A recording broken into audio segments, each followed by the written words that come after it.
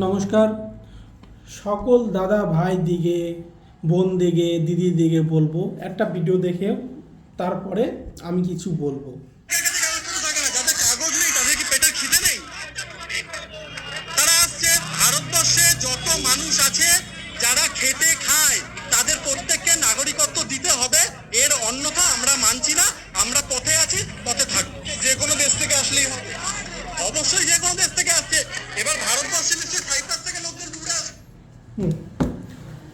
অবশ্যই যে কোনো দেশ থেকে আসলে, তা বলি শুয়োরের বাচ্চা, তোর কি বাল উঠেছে? নাহলে বাড়ি গিয়ে দেখে আসিস। যখন এ দেশে জায়গা দেবো, কি করতে দেব? ওই যে বাংলাদেশ থেকে তোমার বাবারা আসছে, হ্যাঁ, ইন্ডিয়াকে কলকাতা দখল করতে, মেঘালয় দখল করতে, সেভেন সিস্টার দখল করতে। তোমার বাবা পাকিস্তান যখন পুলওয়ামা হামলা করে, হ্যাঁ, আমাদের ভারতের সৈনিক দিকে যখন মারে, কি এর জন্য আমি এটা জায়গা দেবো? তা বলি তোদের মতো শুয়োরের বাচ্চা বেজন্মা এই আমাদের এই ভারতে আর মনে হয় কেউ নেই, যতগুলো আছিস। মানে তোদের মতো শুয়োর বেজম্মা।